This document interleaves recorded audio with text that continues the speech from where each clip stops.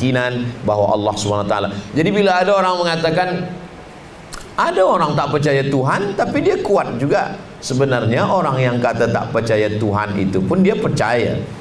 Hitler kata orang dia atheist, tak percaya pada Tuhan, tapi sebenarnya dia percaya kepada sesuatu yang dia anggap sebagai Tuhan. Maka dia punya tongkat, kepala burung. Dia punya kereta, ujung kereta tu burung. Bila dia pergi ke mana-mana ada gambar burung nasar di belakang. Rupanya dia ada keyakinan burung inilah yang memberikan dia kekuatan. Burung ni. Kita tidak. Orang Islam tidak berkeyakinan kepada haiwan, tak berkeyakinan kepada benda, tak berkeyakinan kepada makhluk. Keyakinan dia adalah kepada Allah. Maka dia angkat tangan, dia katakan Allahu Akbar. Selepas itu dia katakan, yang besar hanya Engkau ya Allah. Allahu Akbar kabira. Yang dipuji hanya Engkau ya Allah. Walhamdulillahi katsira. Yang suci hanya Engkau ya Allah. Wa subhanallahi bukratan wa asila. Selepas itu dia menghadap kepada Allah. Wajjahtu wajhiya lilladzi fataras samawati wal arda hanifan musliman wa ma ana minal musyrikin. Aku tidak menyembah kepada selain Engkau. Selepas itu dia serahkan keempat-empatnya pada Allah. Inna salati wa nusuki wa mahyaya wa mamati lillahi rabbil alamin la syarika lahu wa bidzalika umirtu wa ana minal muslimin. Saya kalau saya sedang lemah, untuk menguatkan diri saya tak jauh pergi umrah, maka saya sembahyang sunat, saya serahkan pada Allah. Inna salati wa nusuki wa mahyaya wa mamati lillahi rabbil alamin. Kadang kita sebab dah tiap hari sembahyang kita hafaz, kita tak sempat mengingatnya, tiba-tiba dah selesai jadi satu rakaat. Maka bila kita renungkan, kita rasakan, kita nikmati sembahyang ini mendatangkan segala kekuatan kepada kita bersama. Kenapa Ustaz Somad ni tazkirah ni cepat betul? Mungkin sebab turun dari helikopter tadi. Cepat dia terbang, cepat juga tazkirah. Saya kembalikan kepada Datuk. Ada soalan-soalan kita akan bahaskan insya-Allah. Terima kasih. Wassalamualaikum warahmatullahi wabarakatuh. Alhamdulillah, terima kasih. Kita buka untuk 2-3 soalan.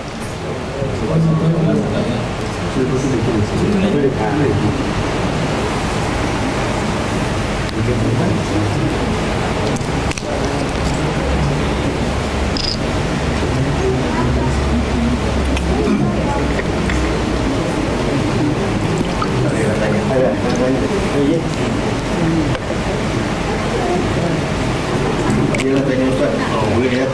Boleh. Assalamualaikum Ustaz. Waalaikumsalam warahmatullahi. Saya ada soalan lah. Baik. Ada setengah orang tu dia tak sembahyang waktu.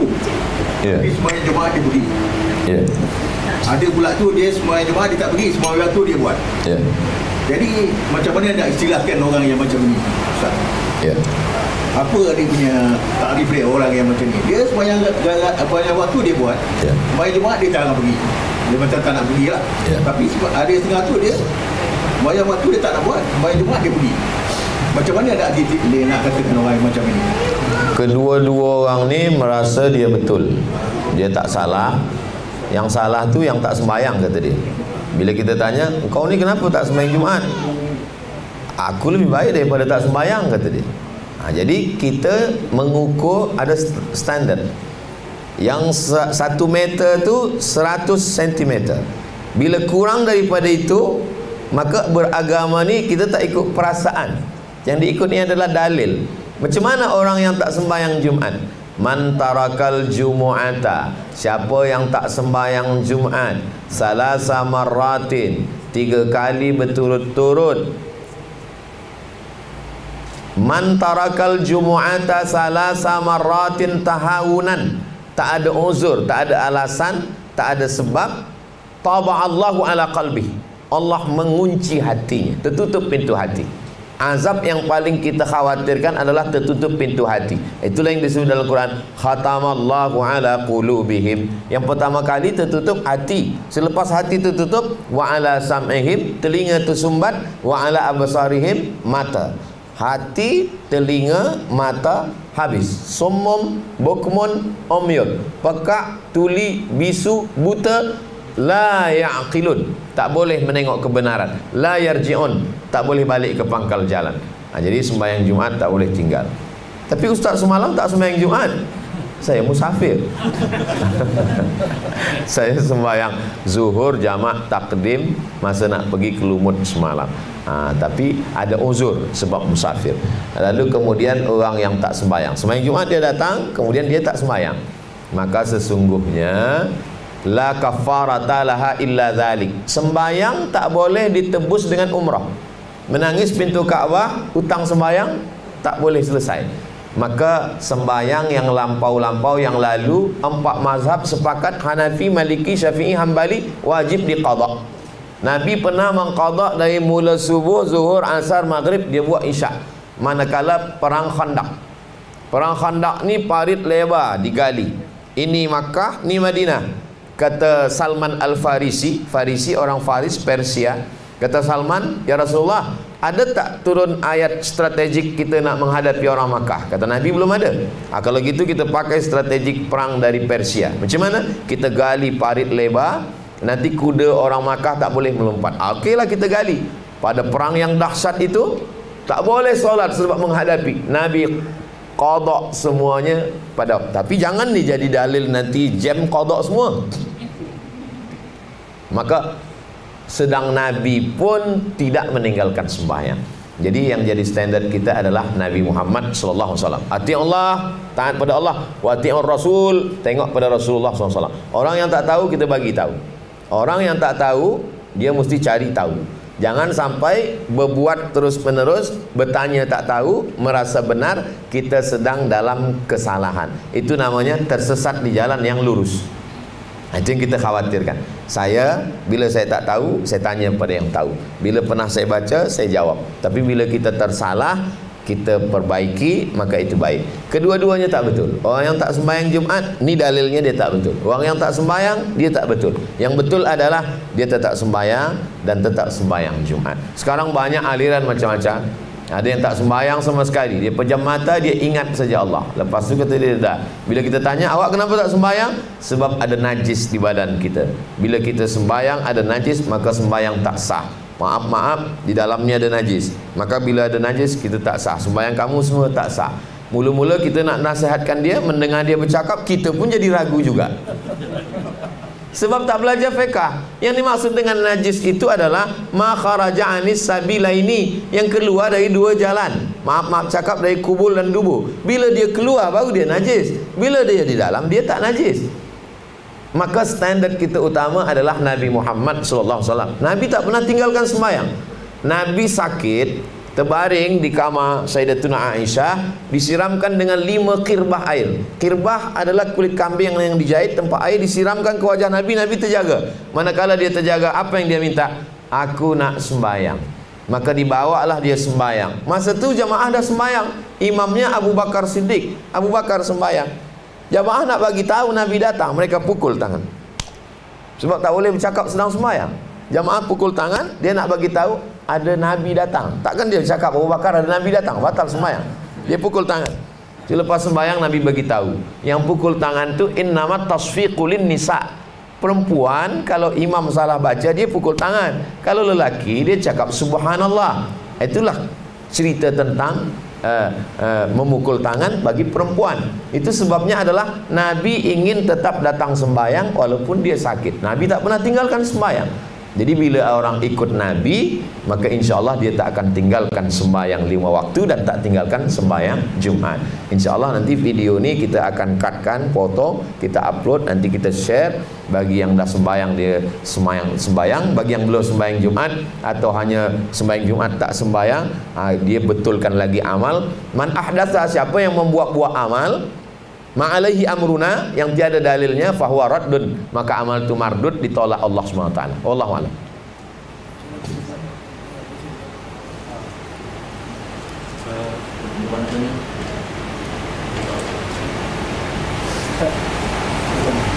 Kasih tanya soalan dengan jamak. Jamak. Berapa masa kita? Baik. Saya jawab dulu.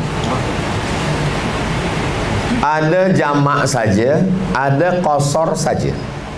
Yang pertama jamak saja, tak qasar. Saya jamak zuhur dengan asar. Asar saya tarik ke zuhur, zuhur 4, asar 4. nanti maghrib 3, isyak 3. Bila saya tarik asar ke zuhur, jamak takdim. Bila saya undurkan zuhur ke asar, jamak takhir. Jamak saja. Yang kedua, qasar saja. Saya sembahyang zuhur 2 rakaat. Nanti saya sembahyang asar 2 rakaat. Nanti saya sembahyang isyak 2 rakaat. Qasar saja. Yang ketiga, jamak qasar. Asar saya tarik ke zuhur, saya sembahyang zuhur 2 rakaat, lepas itu saya sembahyang asar 2 rakaat. Jamak qasar. Saya amalkan yang ketiga ni. Saya jamak qasar. Bila saya boleh jamak qasar? Bila saya melampau batas 89 km. Di mana kami boleh tengok 89 km? Nama kitabnya Al-Fiqhul Islami wa Adillatuh, yang menulisnya Syekh Wahbah Zuhaili. 89 km, 88 poin sekian, kita bulatkan jadi 89 km. Bila nanti ada ustaz sampaikan 82, 83, 85, 87, mungkin dia baca kitab lain. Saya pakai 89. Saya dari Pekanbaru, Riau, Sumatera ke Semenanjung lebih. Sebab setengah orang ada juga cakap, Ustaz, saya tetap tak nak jamak. Kenapa? Sebab saya naik pesawat, pesawat terbang. Saya jamak kalau naik unta. Yang ditengok tu bukan kita nak naik unta, nak naik buraq.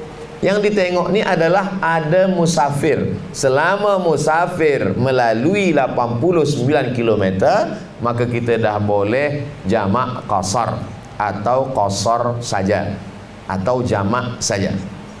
Kurang daripada itu kita tak boleh jamak qasar. Lalu kemudian berapa hari? Maka hitung kiranya 20 kali sembahyang, 4 hari 4 malam. Jadi bila saya sampai hari Khamis, Jumaat, Sabtu, Ahad, jadi esok saya masih boleh lagi jamak qasar, 4 hari 4 malam.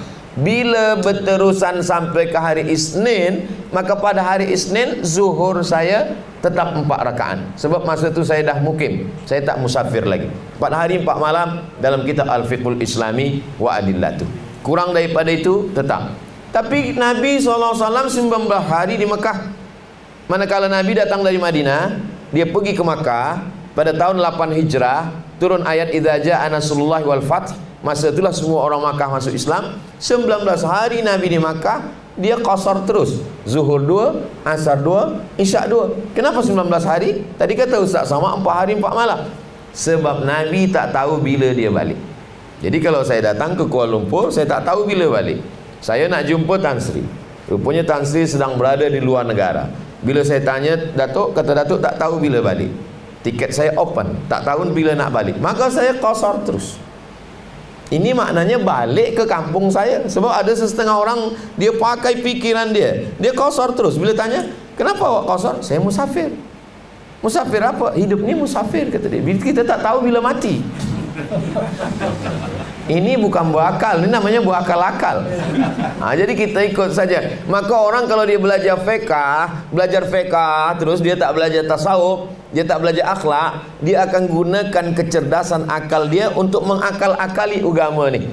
Tapi bila dia belajar akhlak, dia malu pada Allah Subhanahu wa taala. Maka kita ikut aturan ini, 89 km, kita selama 4 hari 4 malam, kita jamak qasar. Wallahu a'lam bishawab. Soalan akhir. Kita tanya, apa amalan yang boleh kita lakukan untuk arwah orang tua kita lah, selain daripada kita berdoa, bersedekah, apa lagi amalan yang boleh kita buat? Amalan yang sampai pada orang yang dah meninggal dunia, dari kita yang hidup pada orang mati, yang pertama doa. Apa dalilnya? Dalilnya kata Nabi, bila engkau lalu di makam Baqi', wahai Aisyah, baca ini: Assalamualaikum ya ahla diyarin minal mu'minin wa inna insyaallah bikum lahiqun yarhamullahu al-mustaqdimina wal mustakhirin nasallallahu lana wa lakumul afiyah. Tak ada ke yang pendek Ustaz? Assalamualaikum ya ahlal kubur. Lebih pendek lagi tak ada lagi. Maka saya kenal ke tak kenal, tiap kali saya lalu nampak saya kubur, Assalamualaikum ya ahlal diyar minal. Tadi masa naik pesawat terbang, saya tengok, nampak apa tu? Kubur. Masa di Lumut saya nak baca kuburan Cina, tak jadi. Tadi dari Lumut ke Manjung tadi ada lalu. Sebab kita dah selalu asal nampak baca, nak terbaca, tak jadi baca. Assalamualaikum ya ahla diyar minal mu'minin wa inna insyaallah bikum lahiqun yarhamullahu mustaqdimin wal mustakhirin nasallallahu lana wa lakumul afiyah. Assalamualaikum ya ahlal kubur. Maka salam itu dibagi 3. Salam yang pertama wajib kita jawab. Itu bila kita jumpa orang. Assalamualaikum, waalaikumsalam. Salam yang kedua tak boleh dijawab. Salam manakala sembahyang imam. Assalamualaikum warahmatullahi. Jangan kita jawab waalaikumsalam.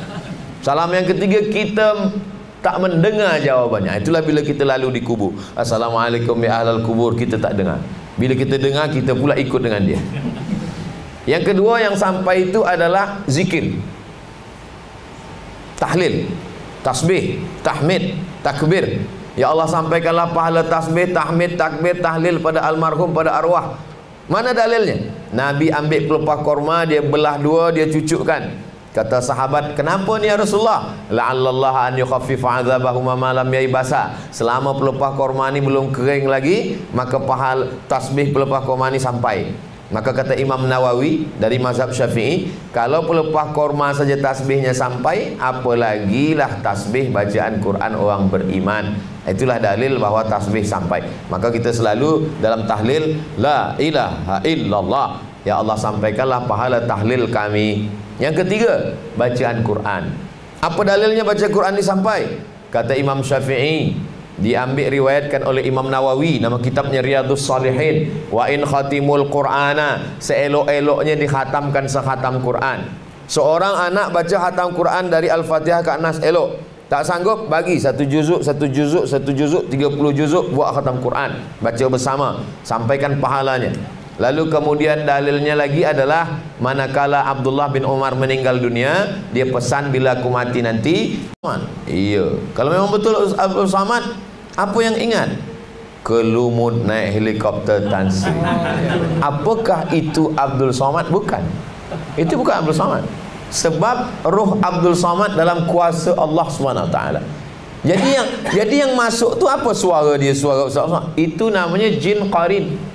Sebab bila manusia lahir, ada jin yang ikut dengan dia, namanya qarin. Qarin maksudnya selalu bersama dengan dia.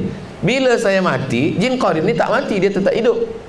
Jadi bila ada orang yang kata aku boleh panggil arwah, yang dia kata panggil arwah tu, yang dia panggil roh tu. Roh tu lah yang menjawab itu. Adapun roh orang yang meninggal dunia dalam kuasa Allah Subhanahu Wa Taala. Di mana letak roh itu? Roh tu letaknya di alam barzah. Apakah betul roh tu boleh balik ke rumah malam Jumat? Kuasa Allah Ta'ala. Ada roh yang boleh balik dengan izin Allah SWT. Ada roh yang boleh datang. Ada roh, bahawa roh tu menengok, ya, roh mak saya, roh ayah saya sedang menengok saya hari ini berkumpul dengan orang baik-baik. Mana dalilnya? Ada dalam Quran. 3 yang menengok amal saya. Wa qul i'malu, beramallah engkau, fasayarallahu amalakum. Yang pertama menengok amal saya Allah. Yang kedua Rasulullah. Yang ketiga wal mu'minun. Kata ahli tafsir dalam tafsir Al-Quranil Azim, namanya Imam Abul Fida Ismail Ibnu Katsir, orang beriman yang menengok guru saya, orang tua saya dari alam barzakh, menengok amal saya. Jadi bahawa orang yang sudah meninggal boleh datang menengok, melawat, ya, tapi bahawa rohnya boleh dimasukkan kepada manusia, itu tak betul. Itu semua tipu-tipu, bohong-bohong. Jadi dulu pun rupanya di Perancis, di Paris, di Europe, ada yang mengaku boleh memanggil roh ni. Kebetulan waktu itu ada ulama dari Azhar, namanya Syekh Muhammad Abduh. Syekh Muhammad Abduh datang ke Paris, berjumpa dengan guru dia, namanya Syekh Jamaluddin Al-Afghani. Mereka di Paris membuat majalah, nama majalahnya Al-Urwatul Wusqa. Sebab Raja Mesir menghalau dia, menganggap pembangkang, dia dihalau, dia pergi ke Paris. Sampai di situ adalah orang yang mengatakan boleh memanggil roh. Syekh Muhammad Abduh pun datang. Dia datang. Syekh Muhammad Abduh, ya, kamu nak panggil roh siapa? Kata Syekh Muhammad Abduh, tolong panggilkan roh Nabi Isa. Aku nak tanya dia mati di mana. Kata orang ni, roh lain boleh, roh ini spesial ni tak boleh. Kata dia, tolong panggilkan roh Nabi Muhammad. Aku nak tanya mana hadis sahih, mana hadis dhaif. Kata dia, roh-roh yang biasa je lah. Ni roh VIP ni agak susah sikit. Tipu-tipu, bohong-bohong. Kalaulah ini, tapi bahawa roh orang tua kita boleh dia datang, boleh dia balik. Ada roh yang diletakkan Allah Subhanahu wa taala ke dalam perut burung dalam surga, dia terbang hinggap ke mana dia suka. Ada roh yang diletakkan di satu tempat yang baik, illiyin namanya. Ada roh orang jahat diletakkan tempat yang tak baik, sijin namanya. Ada roh yang ditiupkan balik ke kubur untuk menjawab pertanyaan mungkar dan nakir.